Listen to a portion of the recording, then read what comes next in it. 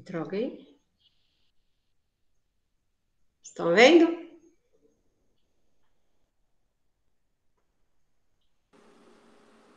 Sim, senhora. Tá bom. Então vamos lá. Terceiro bimestre, língua portuguesa. Eu tirei essa atividade aqui lá do Centro de Mídias do nono ano, para trabalhar a tipologia da argumentação, né? Tema da aula, tipos de argumentação. Habilidades do currículo paulista. Produzir texto em diferentes gêneros, considerando sua adequação ao contexto de produção e circulação. Aqui também entram outras atividades, certo? Entram, né? Objetivo da aula: ler e realizar análise textual de um texto de opinião, conhecer os tipos de argumento, entender o que são as vozes argumentativas que falam dentro do texto, para escrever um artigo de opinião. O texto de opinião discorre, ou seja, descreve, né, a respeito de um determinado assunto, em que apresenta uma estrutura básica, por exemplo, a introdução, os exemplos, a discussão a respeito do assunto e dos exemplos, desenvolvimento e a conclusão. Após a leitura colaborativa do texto a seguir, você conhecerá um pouco mais do texto, sobre o texto de opinião. É importante observar como se define a estruturação do texto, que é introdução, desenvolvimento e conclusão, a apresentação do tema a ser defendido com opiniões, a forma como os argumentos foram desenvolvidos e a finalização do texto. Eu fiz essas anotações no texto para vocês. O que está escrito em canetinha azul são os conectivos que ligam as orações subordinadas. Temos também algumas orações coordenadas, tá? E elas, cada um tem uma função dentro do texto para ligar, para dar coesão no texto. Olha o título: Os impactos da pandemia na vida escolar dos brasileiros. É uma questão polêmica? É. O título do texto, ele remete à leitura. A partir do título do texto, você vai saber do que tem no texto, do que o texto vai falar. Então, o título tem que estar coerente com o texto, tá? Porque ela vai dar pistas do que estará escrito no texto. Então, vamos lá para a introdução. A autora do texto escreveu esse texto aqui para trabalhar, especificamente para trabalhar lá na CMSP, tá? Foi tirar tudo de lá. A pandemia de coronavírus, que assolou o mundo em 2020, deixará, por muitas décadas, marcas indeléveis no sistema educacional do Brasil.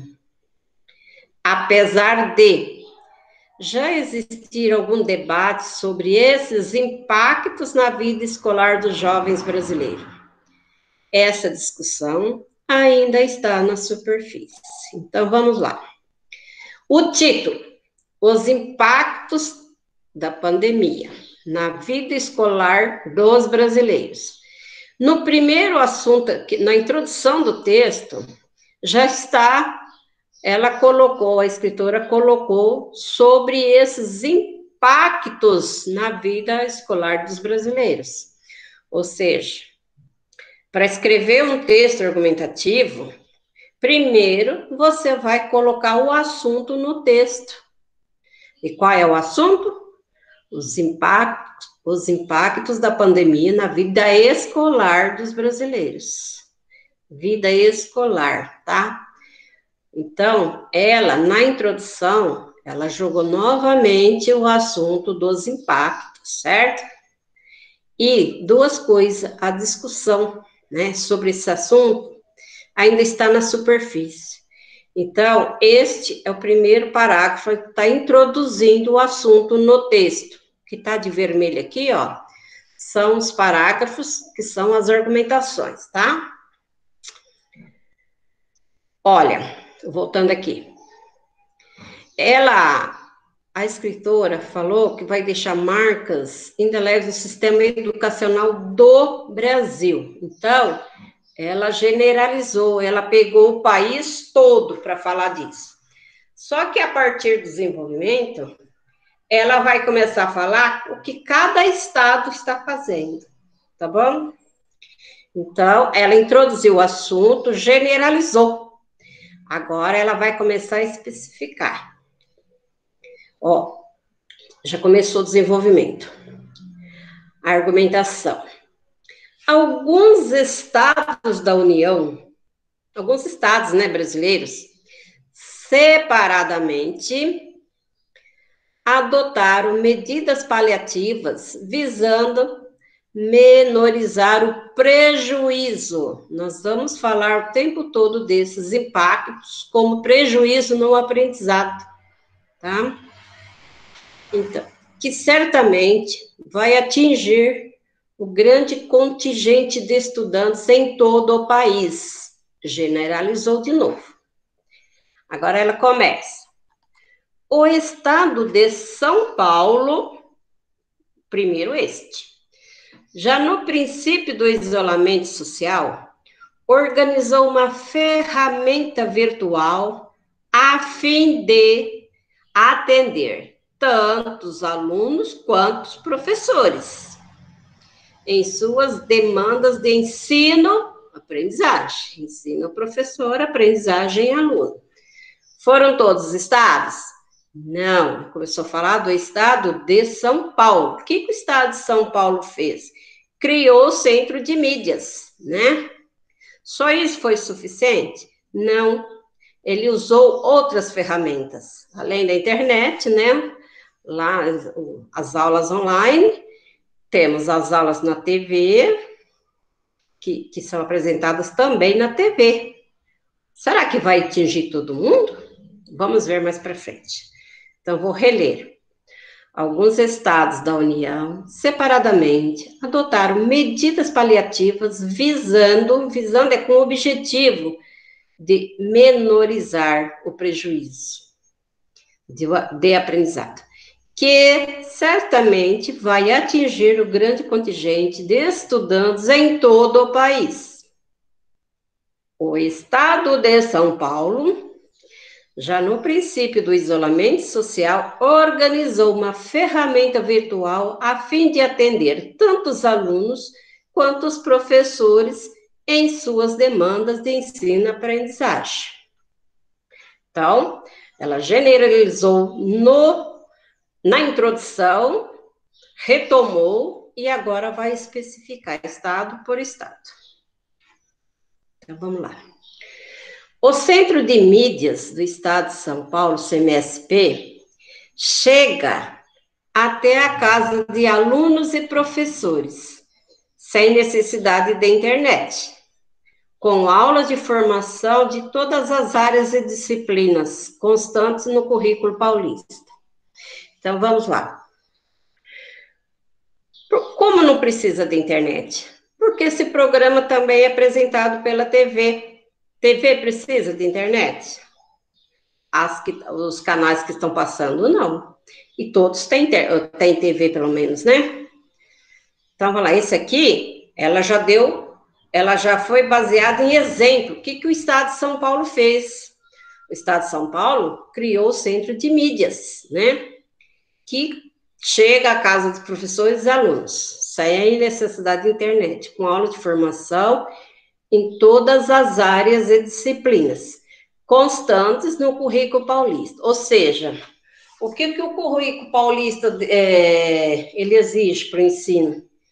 Que tenham a grade curricular com todas as matérias e quantas aulas semanais. Então, o Centro de Mídias, ele tenta atender isso. Então, o Estado de São Paulo tem aqui o Centro de Mídias um exemplo. Então, nesta argumentação, baseado no exemplo e no fato, né? Já é baseado em exemplos e fatos. Próximo argumento. É verdade que esse aparato, nessas ferramentas, nem de longe substitui o calor das aulas presenciais. Ou seja, por mais eficiente que seja, não é a mesma coisa, vocês não acham? E a tão necessária afetividade pregoada por R. Vallon. R. Vallon. Esse cara aqui é um especialista, né, em educação. Ou seja, ela está dando argumentos com citações, nome de pessoas, baseado em fatos, né, em dados. Continuando. Mas, são conjunções, ó, ou positiva, né? Mas pior que seria se não existisse o centro de mídias, vamos dizer assim, tá? Então, até aqui ela falou do estado de São Paulo. Ela baseou em fatos, deu exemplo da ferramenta CMSP, deu exemplo contundente, né? Que existe realmente. Ela citou o educador Henry Wallon, pedagogo, talvez, né? Que ele falou que o aluno, ele precisa de ter necessidade efetiva, calor, de estar em contato, né, com os colegas, professores, vamos dizer assim. Vamos explicar assim. Só que ele falou que pior seria se não existisse o centro de mídias, né? Agora ela começa a falar de novo. Há estados onde os alunos precisam se deslocar temporariamente até a escola para buscar material físico. Isso é verdade. Visto que, começar de novo a argumentação, não se organizaram políticas que viabilizassem qualquer recurso distante virtual online. Esses estados aqui do que ela está falando, tem um centro de mídias igual São Paulo? Não. Certo? Então, vou ler de novo. Há estados onde os alunos precisam se deslocar temporariamente para ir até a escola buscar material físico, porque não tem, né? Porque o Estado não organizou políticas que viabilizasse qualquer recurso à distância, virtual online, ou seja, não disponibilizou para os alunos o centro de mídias igual ao Estado de São Paulo. Então, a escritora aqui, ó, ela está baseada em fatos, comprovações, afirmações, certo? Ela não está falando de qualquer jeito. A nossa escritora é especialista, é uma professora especialista no assunto em educação. Tudo que ela falar aqui é baseado em fatos e dados, tá? Que comprove que a argumentação dela está correta. Próximo argumento. Nos rincões do Brasil, bem distantes, né? As crianças simplesmente ficaram sem estudar. Isso é verdade, tá?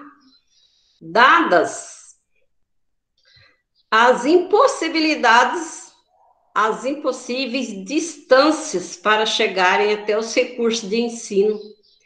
Ou seja, ela não tem como ter uma internet, às vezes nem ter televisão, certo? Os rincões, né, no sertão, vamos dizer assim, nas áreas distantes. Então, as crianças por lá não fizeram exatamente nada, não tiveram nenhum acesso ao aprendizado esse ano.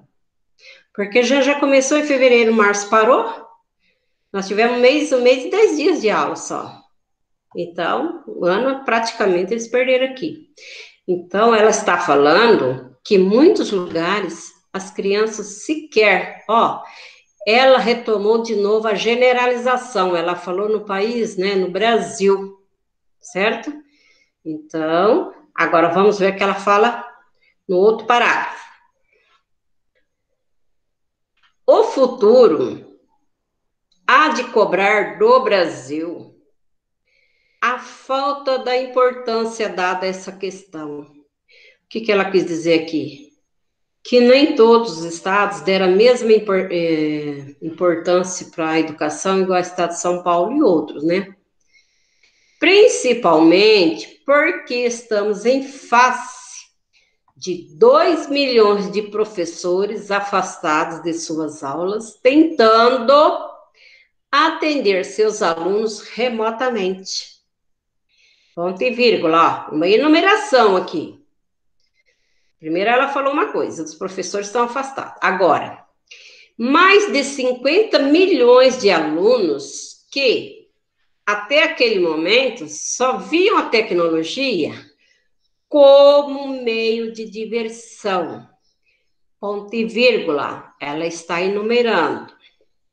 Vamos para a próxima. Há de haver ainda 180 mil escolas fechadas. Segundo, baseado em dados, né? Segundo dados do Ministério da Educação e Cultura, o MEC. Ela está apresentando na argumentação dela fatos e dados estatísticos. Quando começa a falar muito em números, são dados estatísticos. São 2 milhões de professores afastados, são 50 milhões de alunos e 180 mil escolas fechadas. Aqui, pessoal, há uma enumeração de itens. Tudo, mas está coerente? Está, tem coerência. Tudo é questão de educação. Professor, aluno e escola, enumerando. Então, vocês têm que observar, a partir do momento que vocês forem argumentar alguma coisa, vocês têm que ter como comprovar. E são esses dados que vocês podem pegar em textos que vocês já conhecem, para comprovar no texto de vocês, tá? E aqui, ó, ela enumerou. Ela já fez comparações, afirmações, citações e agora enumeração, tá? Baseada em dados reais, ó. Dados segundo dados do Ministério da Educação. Vamos para o próximo?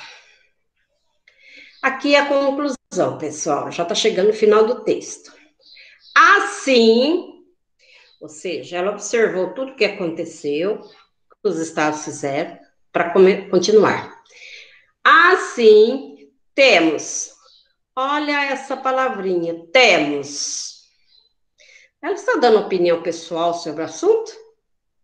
É subjetivo ou é objetivo aqui? É objetivo. Ela pegou de maneira generalizada, em primeira pessoa do plural, tá? Então, vamos lá.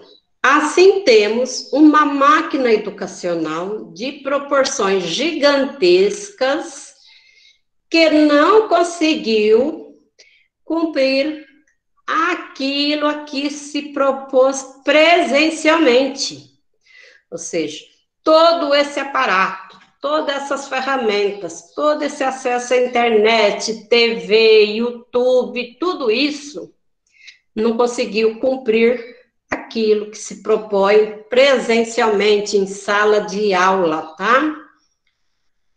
Quadro agravado diante da pandemia. Foi uma questão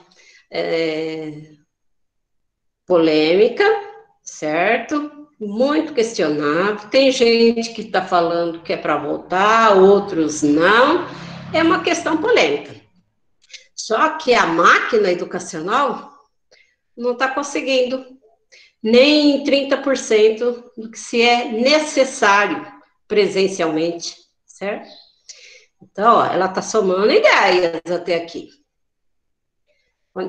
Conclusão. Não há de esperar mais para se colocar na mesa de discussões. Lembre bem da introdução. A introdução falava de discussões e prejuízos. Lembra? Os impactos da pandemia. Lá no título, na introdução, ela já veio aqui na conclusão, retomou o que disse no começo, para dar fechamento no texto.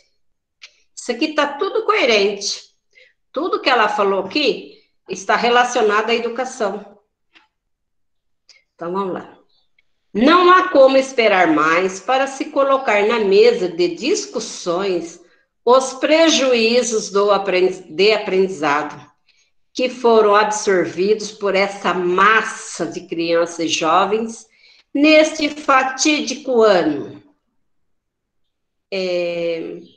Esse ano, gente, vocês não vão esquecer por muitos anos.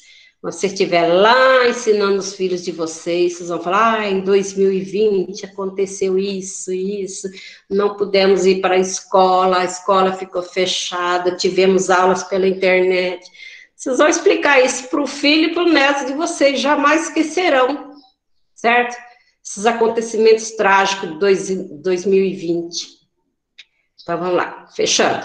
Isso o quê? As discussões, o prejuízo do aprendizado, né? Precisa ser feito agora, essas discussões, ou a conta se tornará impagável para este país. Ó, ela voltou aqui, retornou, generalizou o país de novo, que é o Brasil. Para não ficar citando muito, ela usou outro termo, né? Se tornará impagável para este país que há muito tempo e já está em débito com a educação. Ou seja, nós já temos problema com a educação, já não é uma educação de boa qualidade, vamos dizer assim. O governo não investe em educação, não investe em treinamento de professores, não paga melhores professores, não dá melhores condições de trabalho, certo? Tudo que envolve educação, o Brasil está em déficit, certo? Tem muita coisa que precisa ser feita. Vocês entenderam que, olha, eu vou ler a conclusão. Não há como esperar mais para se colocar na mesa de discussões, discussões e prejuízo do aprendizado, que foram absorvidos por essa massa de crianças e jovens neste fatídico ano de 2020. Isso precisa ser feito agora ou se tornará impagável para esse país. Ou seja, vai ter muito prejuízo com isso, que há muito tempo já está em débito com a educação. Esse texto foi elaborado especialmente para este material por Rosimeire França, lá do Centro de Mídias. Eu vou mostrar lá na introdução o fechamento que ela deu aqui, ó. Ela falou: discussões e prejuízos no aprendizado.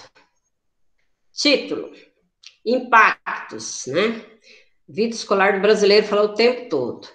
Olha aqui, sistema educacional do Brasil, debate, né, que são discussão ainda está na superfície, impactos na vida escolar dos jovens brasileiros.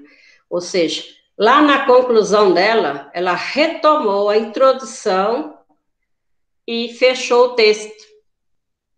Fica bem coesivo e coerente o texto. Ela falou dos estados que não deram muita importância para o estudo, falou dos estados que não atingiram e falou do estado de São Paulo. Deu exemplos, né, com fatos, dados. Tá? Então, o texto argumentativo tem que ser baseado em dados e fatos. Que é uma questão polêmica? Mais polêmica que isso no Brasil hoje, só a saúde. Então, vamos lá. Qual é o gênero do texto que a gente acabou de ler? É um artigo de opinião. Qual é a tipologia? Argumentativa. Quem que é o público-alvo? Alunos, professores, educadores, pais, pessoas responsáveis pela educação. Aqui tem um contingente muito grande de alunos, né? De todas as idades. Nós estamos falando de educação. O título do texto auxiliou no seu entendimento? Sim, gente, porque quando ele falou dos impactos e falou da vida escolar das crianças e dos jovens brasileiros, quando ela falou disso, ela já direcionou a leitura do texto. Do que o texto ia falar? De todas as discussões, dos fatos, certo? O que está ocorrendo, qual o prejuízo, como é que o Brasil tem que fazer, no caso, pôr em discussão isso, porque já está perdendo com a questão da educação no nosso país. Que tem uma atividade para fazer, em sua opinião, na próxima eu passo aqui, tá? Sua opinião, a criação do Centro de Mídia de São Paulo trouxe quais vantagens para estudantes das escolas públicas estaduais? Isso aqui vocês vão ter que argumentar sobre isso aqui, no formulário. Então, o artigo de opinião ali, acho que tinha 5 ou 6 parágrafos, vamos ver. Introdução, 1, 2, 3, 4, 5, 6. Introdução, ela deixou 4 parágrafos para o desenvolvimento, dando a opinião pessoal dela, mas assim, de maneira indireta, objetiva, tá? A estrutura do artigo de opinião. O texto de opinião lido seguiu a seguinte estrutura. Tese. Tese é a questão polêmica. Os prejuízos da pandemia na educação brasileira. Não há boas discussões sobre essa questão. Então, eu grifei uma palavra-chave só, os prejuízos, mas tem outra. Boa, não há discussões. Então, outra seria discussões. Nós temos 2 itens aqui.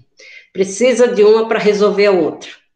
Então, a tese, os prejuízos da pandemia na educação brasileira. Não há boas discussões sobre a questão.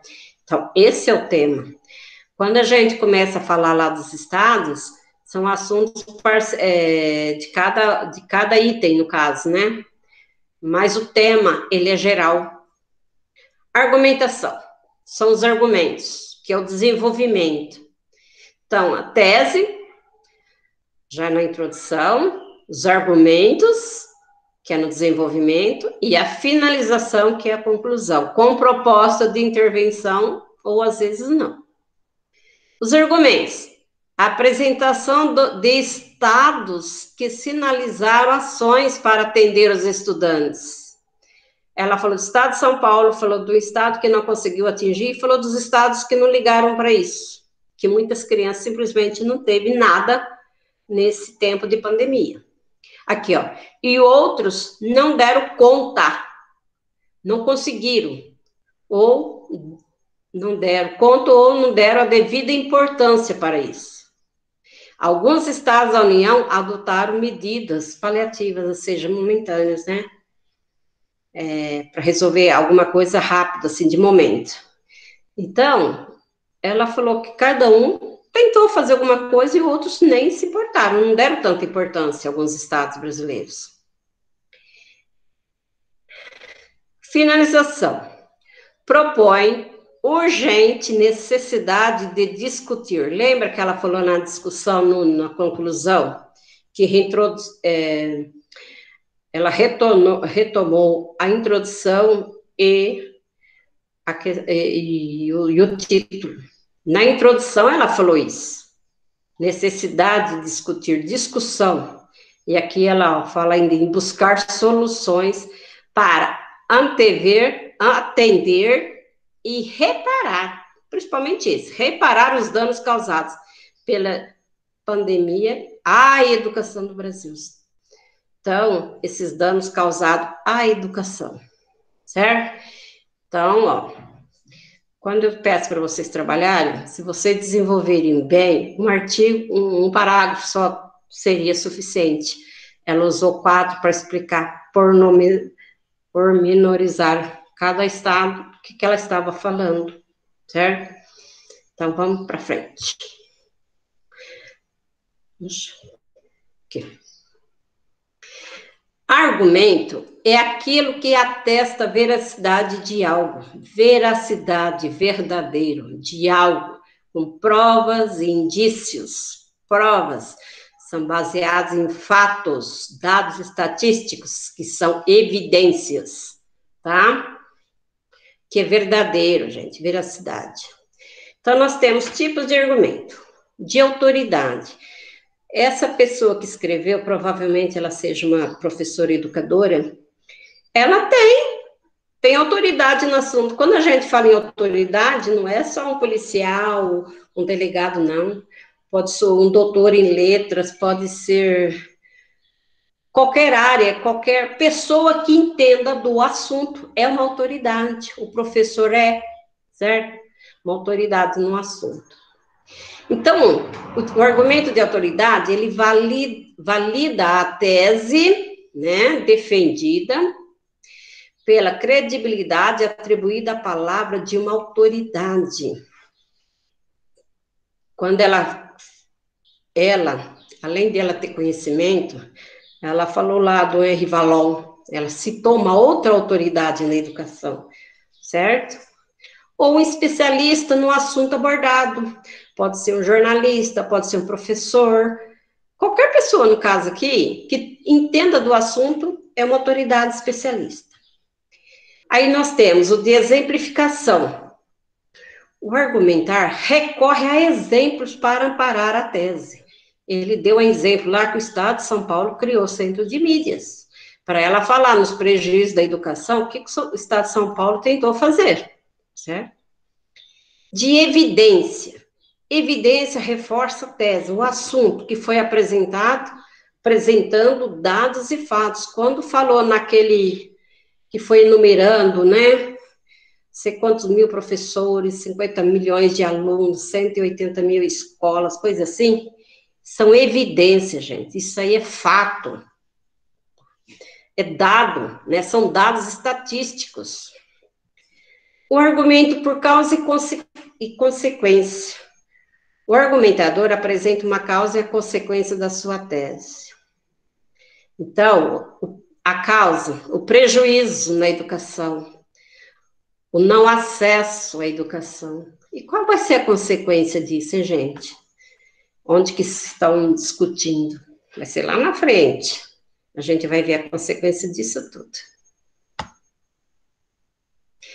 Nós temos o argumento por enumeração. Apresenta vários fatores que sustentam a tese defendida.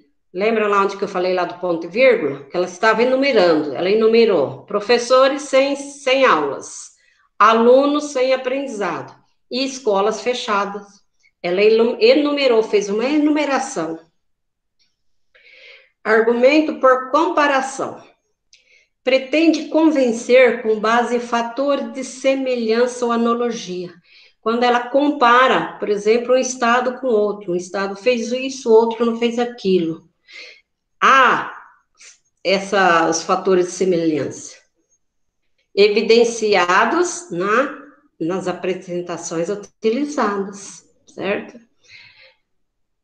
Compara por exemplo, o que um fez, o que o outro não fez, entre outras coisas, tá? Argumento de princípios, de princípio. A justificativa é um princípio, ou seja, uma crença pessoal, gente. Cada um acredita em alguma coisa, né? Baseada numa constatação ética, lógica e científica. Então, nós temos argumento de princípio lá? Temos, certo? Principalmente com a questão da educação, uma questão de ética, né, gente? E o que está acontecendo, né? Científica, tudo baseado em dados, científico, lógico, ético, entre outros, né? Aceita como verdadeira e de validade universal, ou seja, uma coisa que todo mundo acredita. As vozes argumentativas. Partimos do princípio que todo texto é permeado por inúmeras vozes. Estamos constantemente respondendo a essas vozes presentes nos textos, nos enunciados discursivos. O artigo lido é composto por diferentes vozes que oportunizam a construção de um posicionamento do leitor em relação à questão polêmica. Vozes é quem fala no texto. É a escritora, se ela fez citação de alguém, tá? Vou fazer uma atividade aqui. Identifique nos trechos identificados vozes favoráveis e contrárias à posição do autor exposta na tese do texto. Então, gente, No texto tem a comprovação, temos argumentos de prova, tem a refutação. A refutação quando alguém discorda do que você está falando, certo? Então, escreva no parênteses F para favorável e C para contra.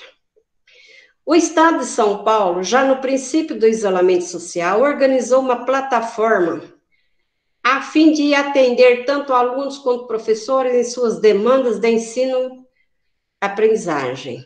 Foi favorável ou foi contrário à tese? Da questão dos impactos, né, dos prejuízos. Foi favorável. Olha lá. Nos rincões do Brasil, as crianças simplesmente ficaram sem estudar, dadas as impossíveis distâncias para chegar até lá os recursos de ensino. Internet, as mídias. Então, foi contrário, porque lá não conseguiu. Tá? Foi contrário a tese, que há necessidade de discussão sobre o assunto. C. O futuro há de cobrar do Brasil a falta da importância dada para essas questões. Lembra quando eu falei que alguns estados não deram tanta importância? Eles foram contrários à tese do autor aqui. D.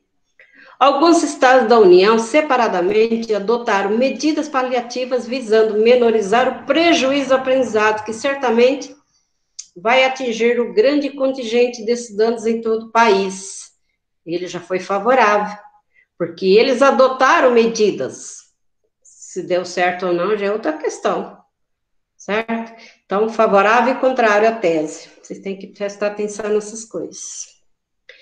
E, por final, aqui, produzir um artigo de opinião com base no tema. A importância do CMS-P para o estudante da rede pública estadual de São Paulo. Vocês acham que valeu a pena? Foi importante? O que vocês aprenderam? O que vocês tiraram de proveito? Se vocês não acessaram o centro, os professores acessam e pegam, às vezes, atividades de lá, pegam o conteúdo juntamente com o currículo paulista e vai aprimorando as atividades, certo? Mas e você? O que você acha disso? Estude os tipos de argumentos que estruture seu texto de forma a apresentar sua tese, selecionando os argumentos necessários que comprovem a veracidade das suas opiniões críticas. Capricho na finalização. Isso aqui vai ser a última atividade. Eu vou pedir para vocês fazerem um artigo de opinião, gente. Vocês escrevam num caderno, tiram fotos, façam no Word, porque eu vou querer certinho os parágrafos, e ou enviem pelo WhatsApp ou pelo formulário mesmo, tá ok? Vou parar a apresentação. Então, pessoal, antes disso, a linguagem do texto, ela é formal ou informal? Ela é formal, pessoal. Bem escrita, bem elaborada, as concordâncias, as regências, estão tudo certinho. Vocês sabem o que é regência de verbo? Concordância entre verbos e sujeitos, sujeito com predicado. Então, é uma linguagem formal, tá? E ela usou muito, baseado em fatos, dados, todo texto argumentativo tem que ser desta forma. E tem que ter um princípio. Nesse caso aqui, que a educação é necessária para a formação dos jovens, das crianças e jovens adolescentes, dos adolescentes. A educação é o princípio de tudo, tá bom? Vamos dizer assim. Tá bem?